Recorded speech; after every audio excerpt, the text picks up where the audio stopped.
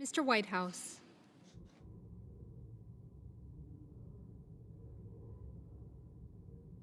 Mr. Wick.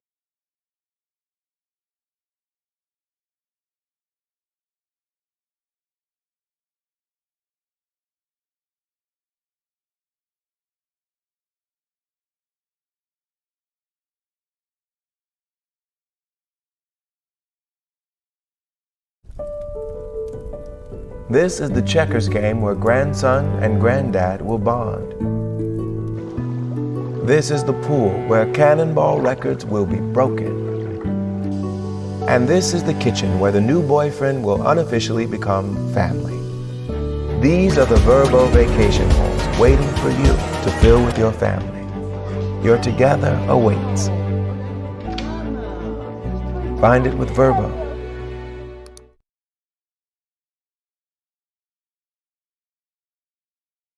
Facebook comments, text messages, and tweets. Washington Journal is next.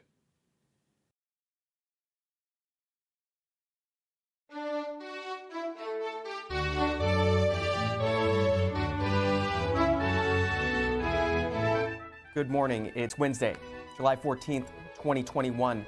Late yesterday, Senate Democrats reached an early agreement to spend $3.5 trillion to advance an array of education, healthcare, climate change, and child care proposals sought by President Biden.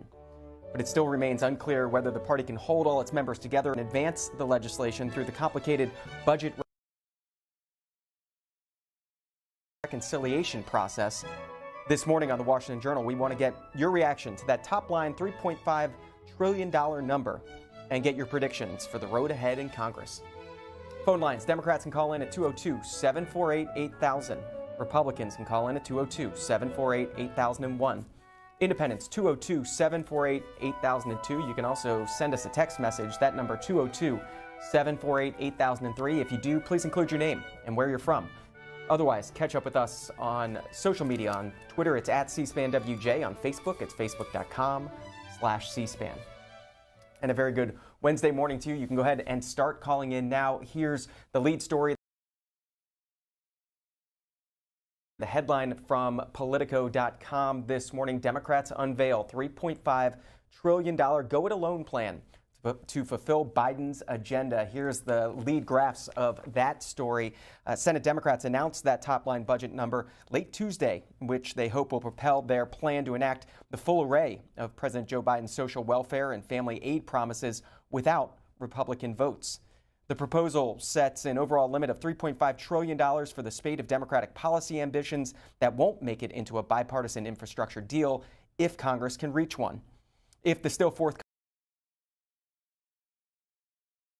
budget resolution can clear both chambers with lockstep party support, it'll unleash the power to circumvent a GOP filibuster using the so-called reconciliation process, that same move that Democrats used to pass the president's $1.9 trillion pandemic aid package back in March. That from Politico this morning. This is Senate Majority Leader Chuck Schumer last night. This video from Ryan Nobles from CNN. The Budget Committee has come to an agreement. The budget resolution with instructions will be $3.5 trillion. You add that to the $600 billion in the bipartisan plan, you get to 4.1, which is very, very close to what President Biden asked us for. Every major program that President Biden has asked us for is funded in a robust way. And in addition, we are making some additions to that. Most important, something that Senator Sanders has led and convinced America is so important, which is a robust expansion of Medicare, including including money for dental, vision, and hearing. Joe Biden is coming to our lunch tomorrow to lead us on to getting this wonderful plan that affects American families in a so profound way, more than anything that's happened in generations. We are very proud of this plan. We know we have a long road to go, but we're going to get this done for the sake of making average Americans' lives a whole lot better. Senate Majority Leader Chuck Schumer, that was late last night on Capitol Hill after meeting with the Senate Budget Committee, Democrats on the Senate Budget Committee. Here's Republican reaction to that announcement and that top line number yesterday. Mike Lee, the Republican of Utah, $3.5 trillion in new spending. Is $3.5 trillion too much? And $3.5 trillion we don't have. This from Rick Scott, the Republican from Florida, earlier in the day yesterday before that official announcement came out. But as these negotiations were taking place among Democrats, Joe Biden, he said, is fueling America's debt and inflation crisis with trillions of dollars in reckless spending, with the federal debt limit suspension expiring this month. I asked the Treasury Secretary how the administration will address the out-of-control nearly $30 trillion federal debt. And this statement released late last night from Congressman Jason Smith, the ranking member on the House Budget Committee, would also be very involved in this reconciliation process. The Republican from Missouri saying that this top line number, this is nothing more than a bait and switch. Joe Biden proposed $4 trillion in new reconciliation spending, then claimed he would seek common ground with Republicans. Chuck Schumer and Bernie Sanders' so-called agreement is simply a repackaging of President Biden's original proposal to get a total of $4 trillion in spending. The very same day, we find out that year-over-year inflation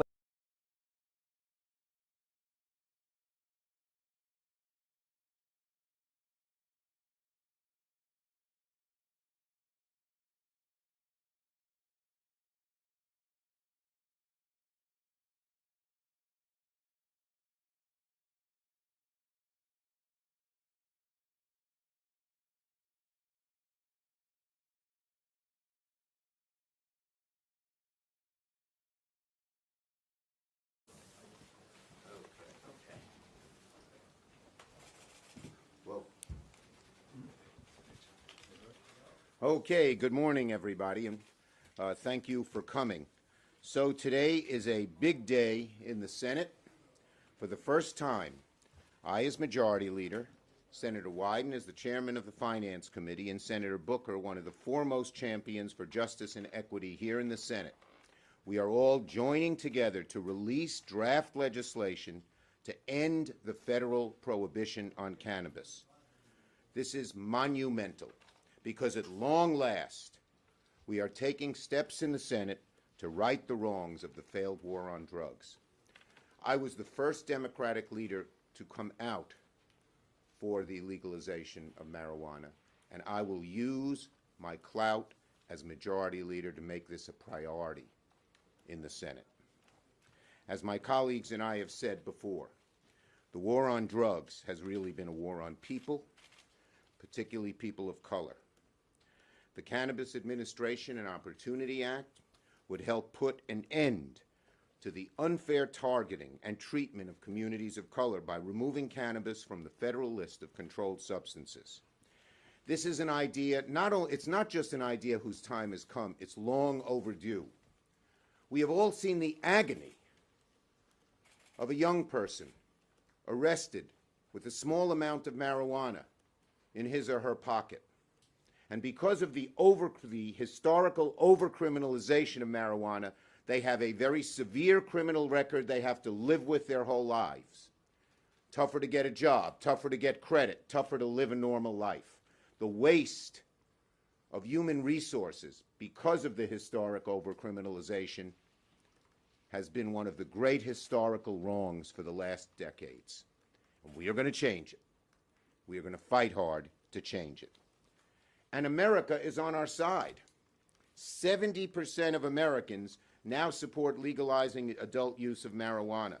In the 2020 election, it was put on the ballot by a petition in South Dakota, and even South Dakota, one of the most conservative states in America, a majority voted to legalize adult recreational use of marijuana. If South Dakota can do it, the Senate should be able to do it. And we're going to fight to make sure it happens. My thinking, of course, like so many others, has evolved on the issue. When the laboratory of states, led by Senator Wyden's state in Colorado, legalized, the opponents had listed this parade of horribles. Drug use will go up, crime will go up. Well, that didn't happen. None of those parade of horribles ever occurred. And now, for justice and for freedom, it makes eminent sense to legalize marijuana. A number of states, including my own of New York, just legalized recently. The doom and gloom predictions haven't materialized in any of these states. And as more and more states legalize marijuana, it's time for our federal cannabis law to catch up. We also very much believe in the expungement of records. Because of the historical overcriminalization, people shouldn't have to live. If they had a small amount of marijuana in their possession, people shouldn't have to live with a criminal record the rest of their lives. Expunge those records. Let these people become productive citizens without that criminal record, severe criminal record, hanging over their head.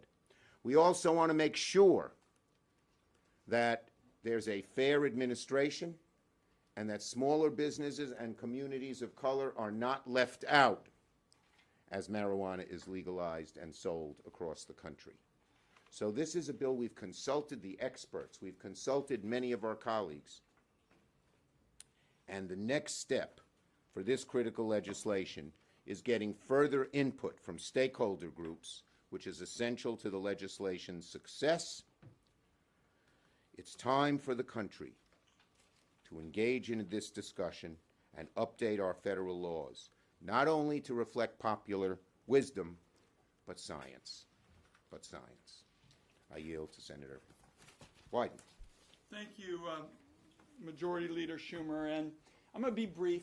This is cannabis common sense, and I'm very pleased to be here with the Majority Leader, my friend Senator Booker, who has done so much work on this issue, and I'm here because the current cannabis prohibition, a pillar in the failed war on drugs, has been devastating to millions of Americans who seek only common sense and fairness from their government. For example, it defies common sense that small businesses now living in areas where cannabis is legal cannot deduct their business expenses or access the banking system. A few days ago, I saw exactly what cannabis common sense is when I visited a dispensary in Astoria, Oregon. The employees came up to me when I was there and they said, "Ron, thanks for what you're doing to legalize cannabis back there in D.C. Right now," said the employees, "we're getting great pay and great benefits, and they want that to be made more available." Now, during the year when most businesses were struggling to keep their doors open, the COVID period, the cannabis industry added hundreds of jobs. And as I mentioned, they were good paying jobs with health care and other benefits. And what we're going to do is make small businesses and minority entrepreneurs a fixture at the table, a place where they have always been sidelined and shut out. For example, our proposal is going to give them an opportunity to get ahead through the small business grant programs, and we want to make sure that they get a fair shake in taxation, which is why they are going to pay half the rate of the big businesses. This moment has culminated for years with red and blue states alike taking action. And I'm very thrilled that the Majority Leader and Senator Booker have incorporated many of the provisions that were in my S-420 bill that I introduced a number of years ago. This is cannabis reform done right, a good dose of common sense and fairness that is long overdue in America. And with the leader's indulgence, can we just go to Senator Booker? No. I introduce Cory Booker. I've never been fought over like that before. This is a historic day. This is a historic day. The United States of America has never seen a day like this before. The first time, Senator Schumer said it was the first time a Democratic leader. No, this is the first time in American history the majority leader of the United States Senate is leading the call to end prohibition of marijuana. And joining him is the chairperson of arguably one of, if not the most powerful committees in the United States Senate. This is a historic day that these two leaders are going to put their will and their work and all of their heart behind this justice bill. It has been a long journey to this moment. In my very first months in the Senate, in the basement, I had a press conference with families of children who had something called Dravet syndrome, which is seizures. The brave young girl sitting in a wheelchair had over, at times, 100 a day. And her mother was what you call a marijuana refugee because it was illegal in her state, so she moved to a state where marijuana had been legalized at the state level, but she talked about the fact that she was still violating federal law and that she could be prosecuted, that the person that was providing it could be prosecuted, that universities couldn't study marijuana to get the dosage right for her child. During that press conference, her child fell into a seizure. To this day, it's still one of the most moving moments of my Senate career.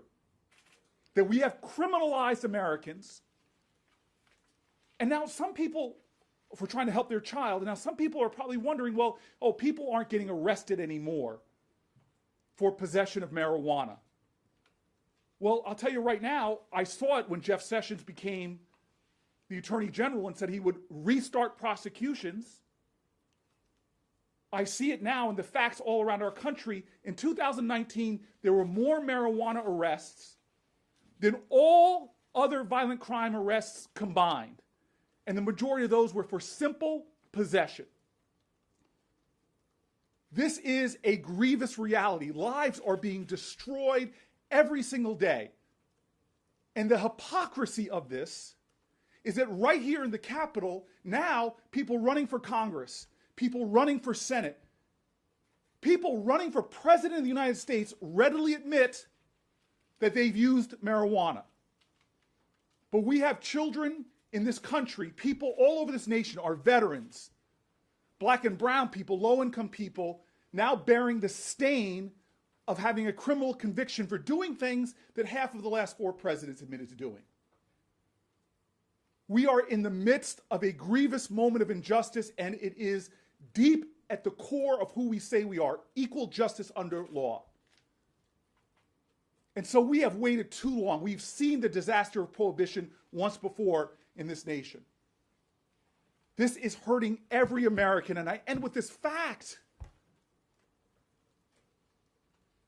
Law enforcement resources all over this country are desperately needed to solve crimes that are hurting other Americans, theft and larceny and assault, sexual assault, and other violence. But yet, instead, we have our precious resources being used to lock up majority black and brown people for doing things that presidents and congresspeople and senators have done.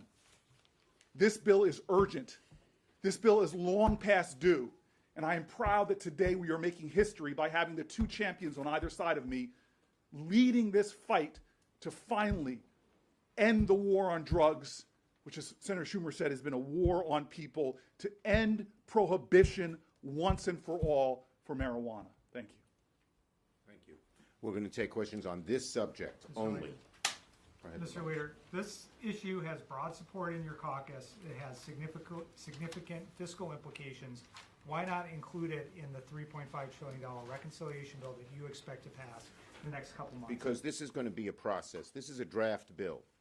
We intend to show it to all of the stakeholders. We don't have the votes necessary at this point, but we have a large majority of our caucus for it. We're going to show it to the others and say, well, what don't you like? What do you like?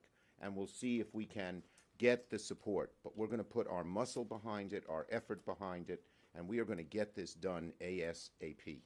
Yeah, so there's a lot of skepticism on Wall Street and from the sort of the business analysts who are looking at this that you'll ever be able to get 10 Republicans for something this sweeping. That maybe you could do something smaller, like a banking bill, like something that's a little bit more expanded. Banking bill deals with a small part of this, but not what needs to be done. We need a broad, comprehensive bill. What's your prospects of getting Republicans on board with this? I'm telling you right now, if somebody tries in the Senate to do just a banking bill, they're going to make all the wealth and the money that is going after this already is a multi-billion-dollar industry. But what could become a even bigger industry, to just do it so some people can get rich and not do something about the people who are languishing with criminal convictions, not do something on restorative justice, not do something to make sure that the business opportunities are created are fairly given a fair playing field, where right now in many states, someone who has a criminal conviction for selling marijuana can't get a license now. I don't know about other members of the Senate, but I will lay myself down to do everything I can to stop an easy banking bill that's going to allow all these corporations to make a lot more money off of this, as opposed to focusing on the restorative justice aspects. Let me just make sure we understand about the revenue. The revenue generated through legalizing cannabis will go directly to support restoration of the lives of those most harmed by the war on drugs, as well as public health and safety. What we're talking about, of course, this week, things like clean energy, for example, and other priorities, we're going to focus on making sure that the super wealthy and millionaires pay their fair share as part of covering those priorities. And let me just say, communities of color have paid such an awful price for the historical overcriminalization of marijuana that we want to make sure that the money goes back to them and doesn't just get, the biggest, strongest banker gets to just scoop it all up. Expunge records. Right. And expunge records, I mentioned that, yes. Yes. Have any of you spoken to anyone at the White House about this idea, and what is your sense of The White House knows we are introducing this legislation, and we intend to show them the draft legislation and ask them to support it. You Yes. mentioned a laboratory of states sort of leading the way on this. What would a proposal like this mean for states that haven't taken that step to legalize various forms? They'd have to catch up to probably where their public is. But it will be their option. And that is why, for the life of me, I don't understand how Republicans who say they're for states' rights won't support what my colleagues are talking about. Because what this bill does is we decriminalize at the federal level, but we don't require states to legalize. So this speaks right to what the majority leader is saying. If they're listening to their constituents, and this is being done all over the country, they're going to move of their own volition. But the three of us are supporting a states' rights approach that says decriminalize at the federal level, give the states the option. Right. We're not forcing the states, but we believe this will give impetus to the states and impetus to their populations that are strongly for this. Go ahead, Broom. Yes. What effect will this have on New York and other states that have already decriminalized? Well, Did you say New Jersey or New York? he's talking about that football team that has the NY on there. That plays in New Jersey. Yeah. We have this discussion every time we do something. I've listened to this. What professional football team is We believe in the Trailblazers. The Trailblazers. Yes, they're The doing all right. Thorns. The bottom line is it's still against federal law. So even though the state can legalize, which New York has done, this will not have the federal government interfere in any way. Last question. Last question. is just a clarification question. Does this mean the Senate will not act on the House-passed Safe Banking Act? Look, this is a very comprehensive bill. We put a lot of work and a lot of time into this. It's a draft bill, and we're going to now go to our colleagues and ask explicitly to all of them, what don't you support here? What can you support here? We're going to get something done, and we'll have to figure out, you know, the best way to get that done, but we are going to get something done. Are you committed to putting this on the floor? Thank you, Will this be on the everybody. floor? Thanks, everybody. Senator Wyden, the proper comeback when they give you stuff about the NFL teams, as you point out that they all wear Nike shoes. And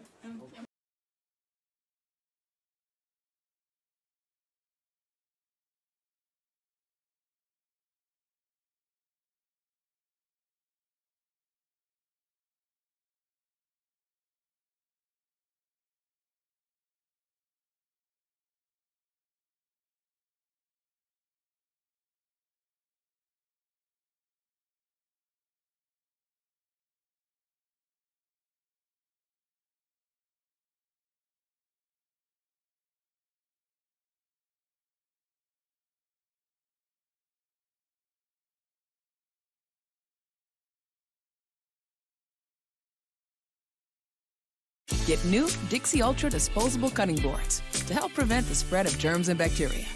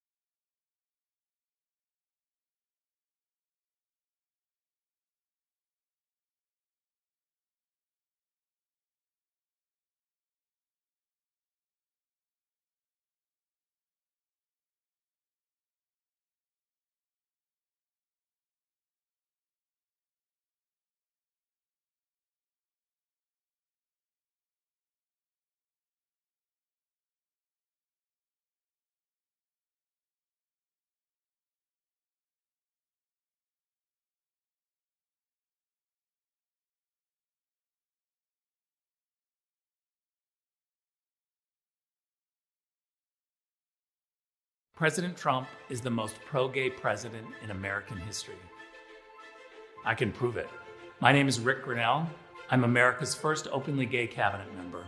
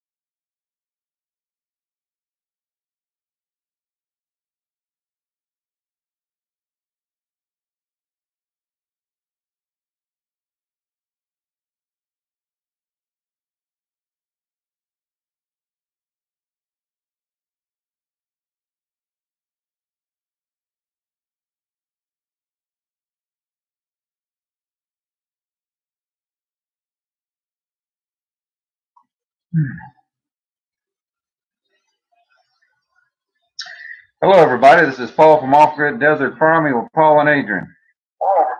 Hope you guys are doing good tonight. This is July the 12th.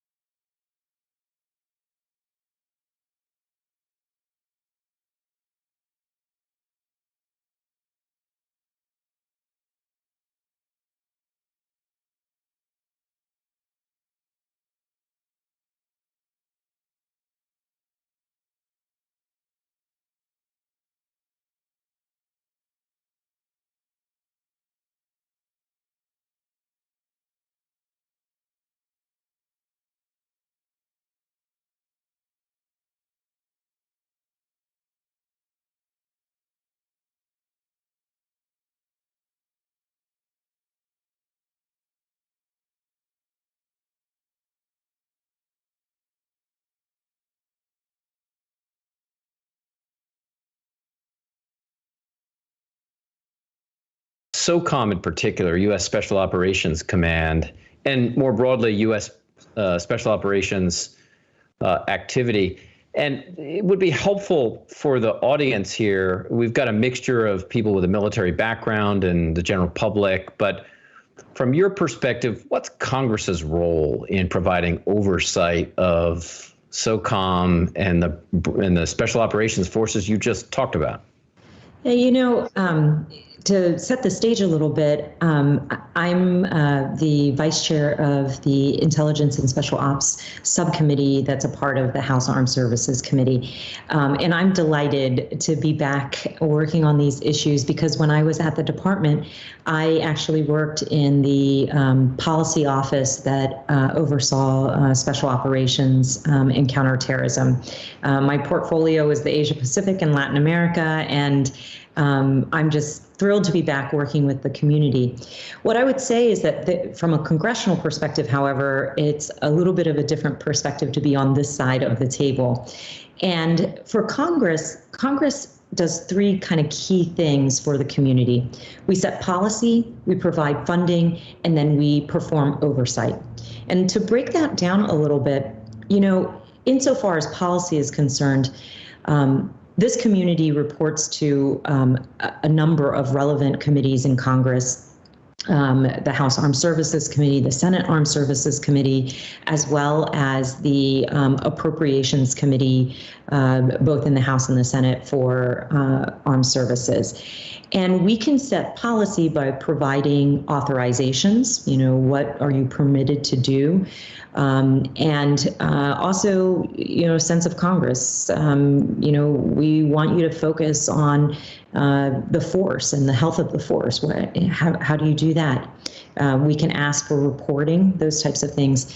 On funding, we provide, while House Armed Services and Senate Armed Services authorizes the funding to be spent, the Appropriations Committees in the Senate and the House actually appropriate that funding. And that money can be used for buying equipment, operations and maintenance, research and development, military construction, all kinds of things. And I will just take a moment and note here that special ops is a bargain in the defense world. They are less than 2% of the over $700 billion that we spend on DoD programs. And then on the oversight piece, I kind of veered into a little bit of this with the policy. We ask for hearings and briefings and reports on a wide array of topics. And we will have the civilian head or the civilian leadership, policy leadership, ASD Solik, that I used to work for, an ASD Solik, come and testify in front of us. We'll also have the Special Ops Commander, General Clark, who also appears or will appear before our committees here. And I'm grateful to have a good relationship with him and be able to have frank conversations about both the opportunities and challenges for the community. Great. Well, we're going to move from that description of the role that you and Congress has and a couple of specific questions. So start to drill down a little bit more detail.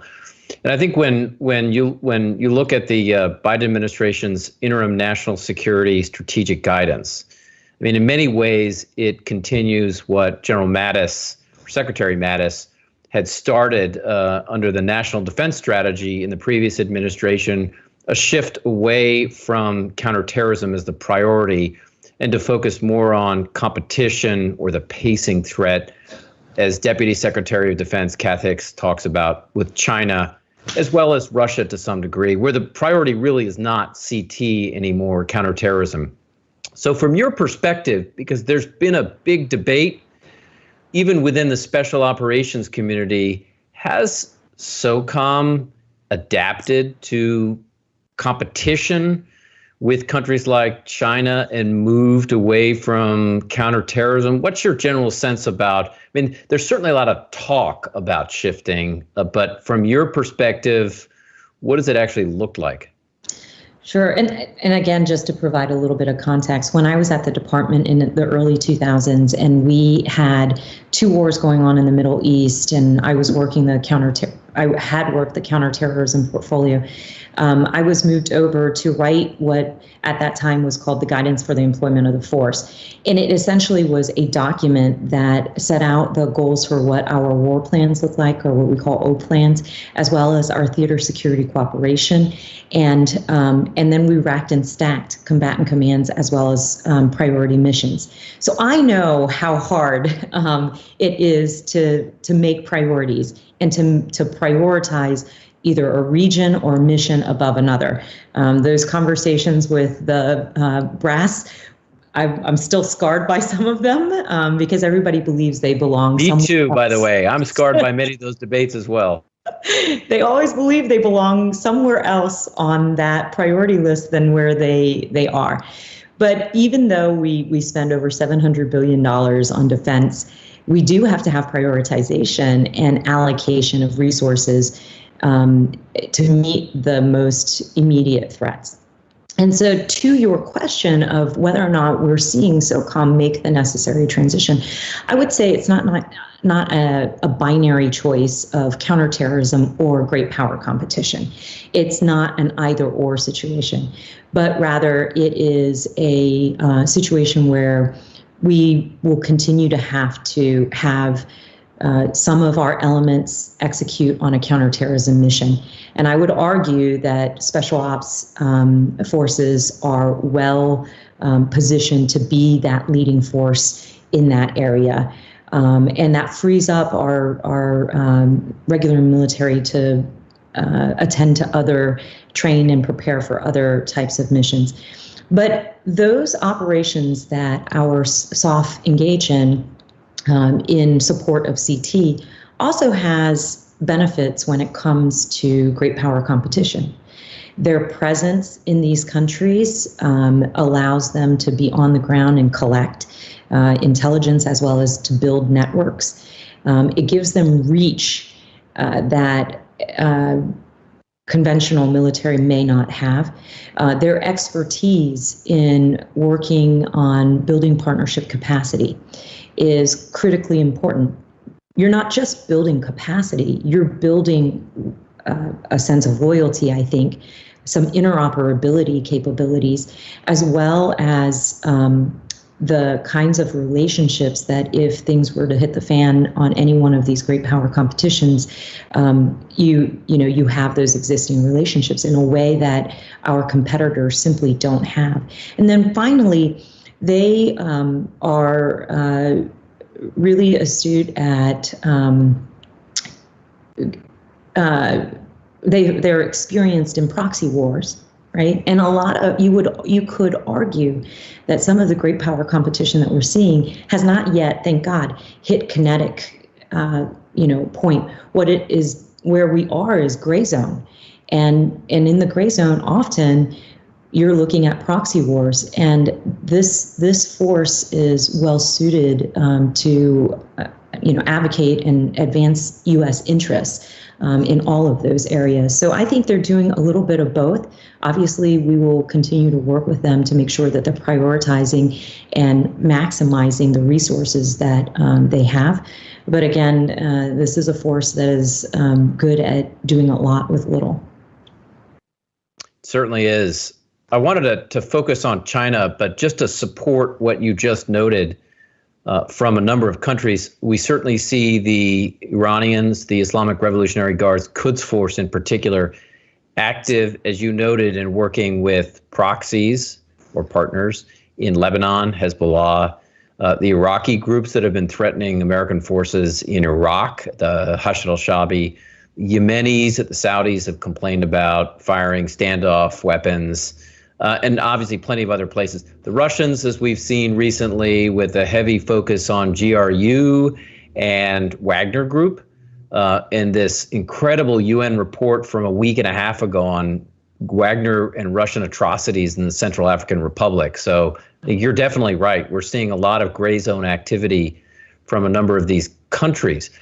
But I wanted to touch base on China. And as you look towards the future, what's your sense about the special operations role in countering China? I mean, it's unlike what we've seen with the counterterrorism world, where it was the supported command. It's really a supporting effort to other forces. So how do you see special operations playing in the Indo-Pacific area? Yeah. So I actually was assigned out at the Pacific Command working in the operations shop back when we were doing Operation Enduring Freedom Philippines. And I'll start there as one footprint, one place in which special ops forces have for over a decade built relationships, established a presence, and have created that sense of trustworthiness. You know, no matter what happens in the Philippines with their president, the government leadership, their civilian leadership, the relationship with their military leadership is incredibly strong. And it's a relationship that has been built over the years through a number of congressionally provided soft tools, whether that's the exercises that we do with them or the military education dollars or the work that we were doing in countering terrorism in the Philippines. All of those things have established a decades-long working relationship in the region where, China really is trying to establish its presence and its influence. And we have a counterpoint to that, that you can't build overnight, and nor does China operate in a way where they want to build those relationships. Theirs is much more of a transactional relationship, and I think these countries understand that. So I think SOF is engaged in Asia, and and then they are also engaged in parts of the world where China is also trying to compete for influence. And you rattled off a number of places in Africa, and it's true that they're there with suitcases of money, but do they have that lasting relationship and the influence? And I would say that SOF right now plays a role that is a part of a broader U.S. foreign policy in countering Chinese influence, even if it isn't necessarily in the traditional military way that you think of. Yeah, it's worth noting for those in the audience that haven't watched it, if I think it's still the highest grossing movie in Chinese history inside of China is Wolf Warrior 2, which, it's not exactly a technologically savvy produced movie, but it is what's interesting is it's a Chinese special operator, not an infantry, a special operator in Africa that is fighting the Americans, not directly, but a private contractor. So it's symbolic, and it is the most watched movie in China. So I think that sort of supports it. Yeah.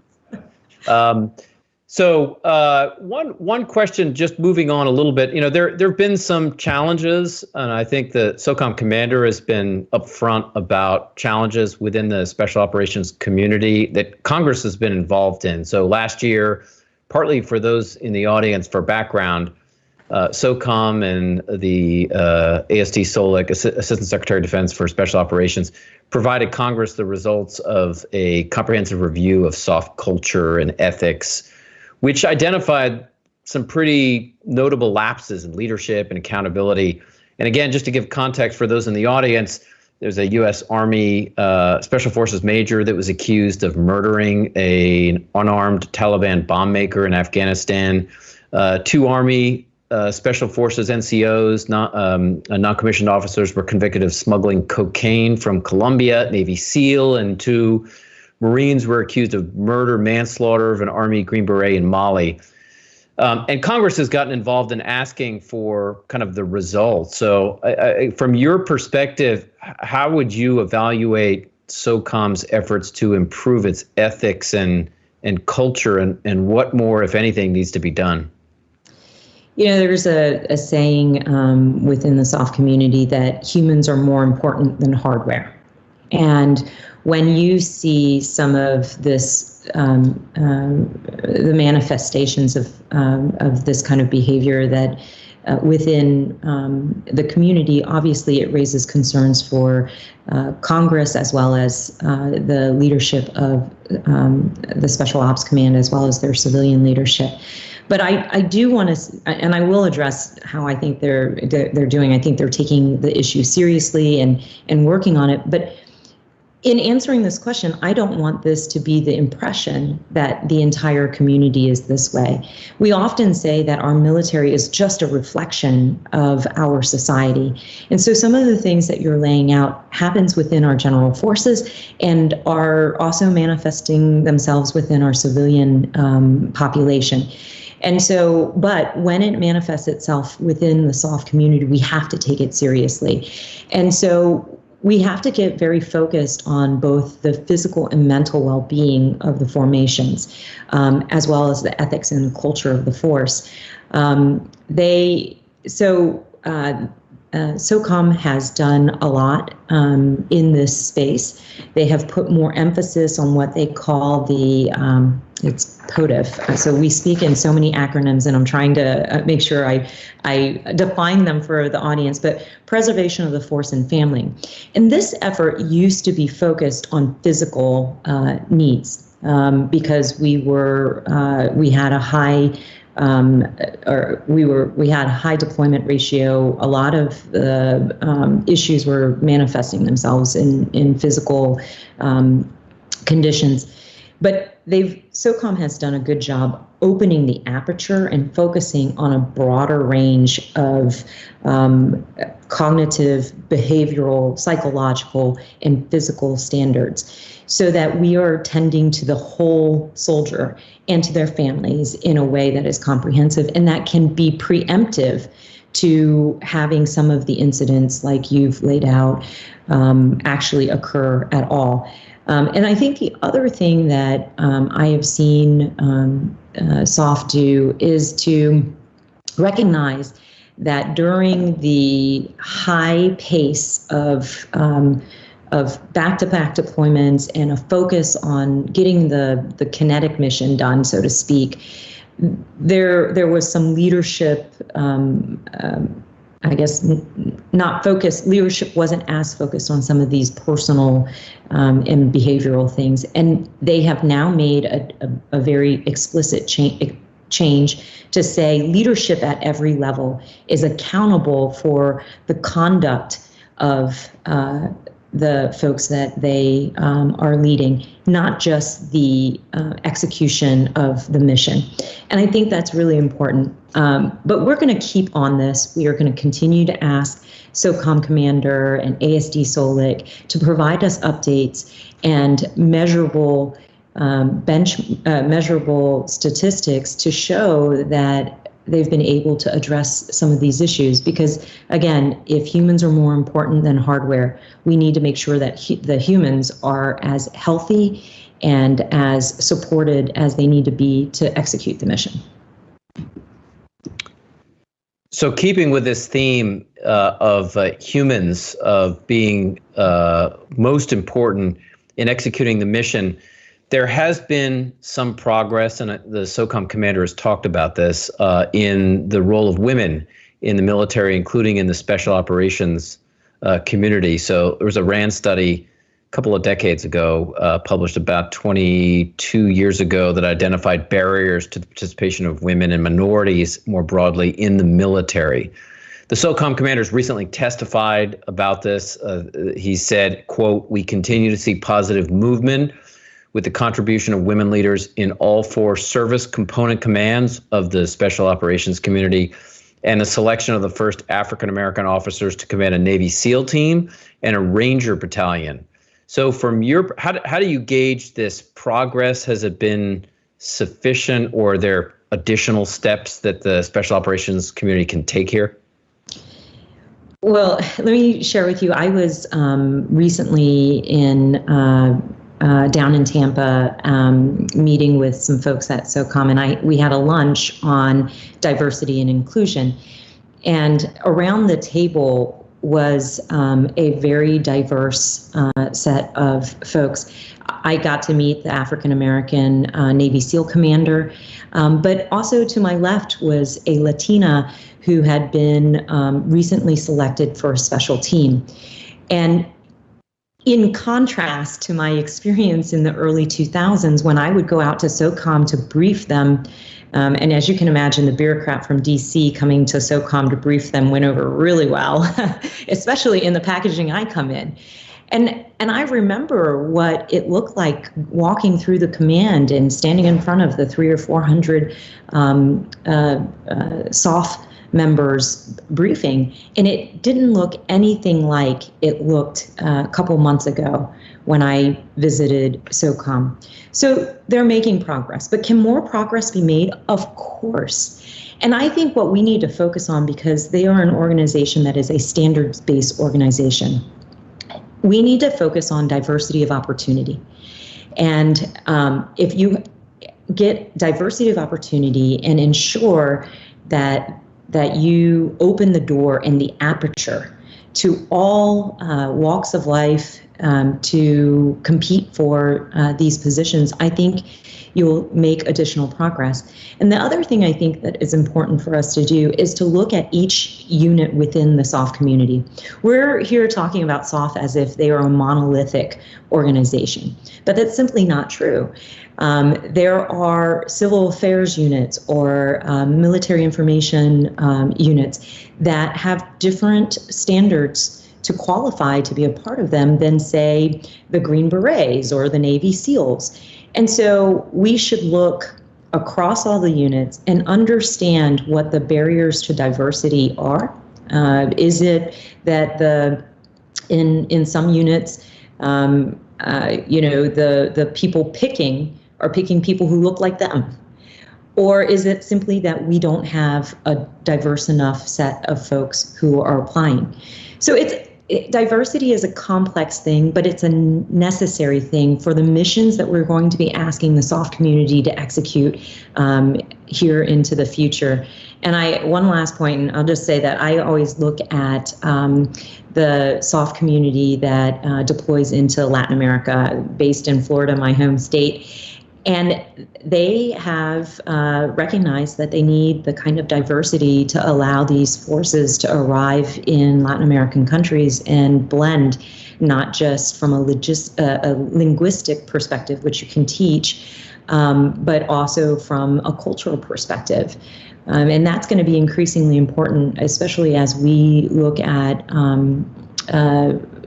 implementing operations in the gray zone, which is more about information and being able to understand cultures and what is moving them. Yeah, my own experience working with some of the special forces or Green Beret groups deployed to Latin America is their recruitment has included a rich variation in Spanish-speaking individuals from across Latin America. I mean, it was probably of less use in many ways to many of their deployments to Afghanistan, but certainly to Colombia and El Salvador historically was quite useful. And they could speak the language, understand many of the cultures. I mentioned Afghanistan, and we have a question from the audience about your reaction to the withdrawal from Afghanistan and any concerns that you have as the war looks like it's heating up. There's already been a war. In fact, there's been a war since the late 1970s, but there have been some concerns about Taliban advances on the ground. So any thoughts on the direction that Afghanistan is going and concerns you have, including about the impact on humans or even women's rights in areas controlled by the Taliban? Yeah, of course, when it comes to foreign policy, that has an impact on U.S. security or on human rights abroad or on our forces who may still be there. Of course, I have concerns, but as I do in any case. But I also have an awareness, and that awareness is around the fact that the American public has grown weary of being in Afghanistan. And as somebody who's from Vietnam, I understand the impact of what happens when the American public loses its will or desire to continue to remain engaged. And so that's the reason why the public and the public sentiment is the reason why both a Republican administration as well as a Democratic administration is pushing forward with withdrawal from Afghanistan. Those being the facts that they are, I think I'm more focused on, well, how do we continue to resource our forces so that they can deter and disrupt terrorists who seek to do U.S. homeland or U.S. interests harm, and then how we are able to ensure that the folks who worked with us in Afghanistan are protected from, retribution, as my family and I are all too aware, happens when U.S. pulls forces out of a country. And so that's my focus. A lot of that still remains to be seen. Both the Trump administration and the Biden administration understand that there were risks involved with removing or shrinking our footprint in country. And we will just have to continue to evaluate the conditions on the ground and make decisions as we are able to assess that risk. But I think penultimate on that is to ensure that the Taliban or other terrorist organizations can't use Afghanistan as a safe haven from which to attack the United States homeland. Well, this leads to another follow-up question, and by the way, on your point, and there's also been obviously a lot of discussion about trying to get the translators, many of which I've worked with in Afghanistan, out and to protect them because they have given their lives and are under direct threat right now. So I know many in the military, including the special operations community, are very intent on protecting those that served with American forces. And I believe we will be taking a vote on that very issue here in the next few weeks in the House. So I'm fingers crossed that we can get this across the finish line on the Senate side and into law so that we can protect those very people that you've gotten a chance to know and worked with. Yeah, and I think it would send a message to others who want to work with us in the future that we will look after those that work with us. But one question that has come up, and this is a kind of a follow-up on the Afghanistan one, is the role of the special operations community, because I know there are still some discussions about what role, if any, from the air the special operations community might continue to have, the armed overwatch or over the horizon. And for those in the audience less familiar with it, continuing to fly drones, for example, like the MQ-9s from bases like Al Udeid in Qatar. Or there have been discussions about special operations operating under Title 50 Intelligence Authority. So I guess the question is, if there is, and there likely is going to be a continuing threat from some groups like Al Qaeda in Afghanistan, or if there's an expansion of competitors, the Russians, the Iranians, even the Chinese. What role should the special operations community have, if any, in Afghanistan moving forward? I believe that, the SOF community has the mission of counterterrorism, and insofar as Afghanistan poses a threat in that area, they will do that. What we have heard through testimony from Department of Defense officials and the Joint Chiefs who've come before Congress is that they believe they can exercise some of these missions over the horizon.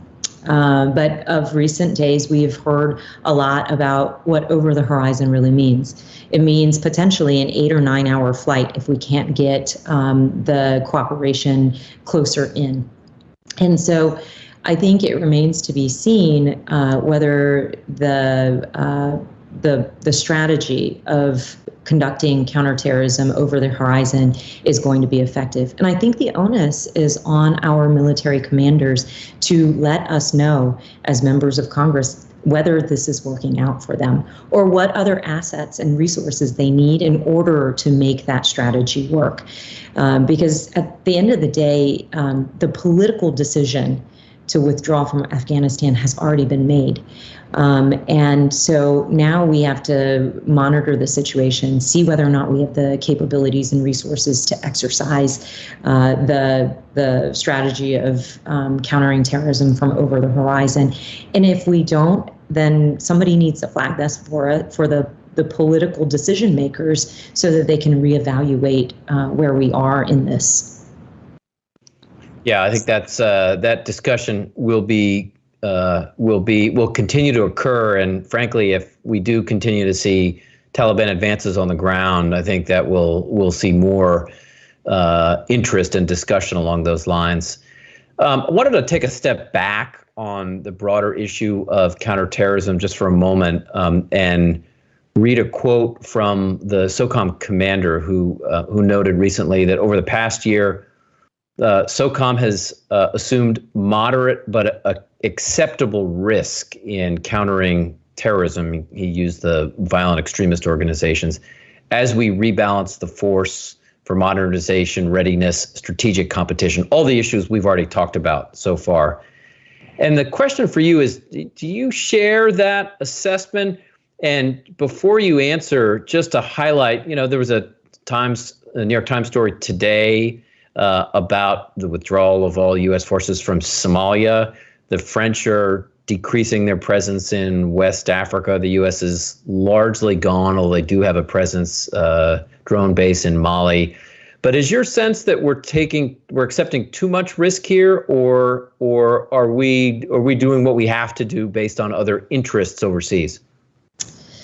That's a really tough question, and one that doesn't have an easy answer.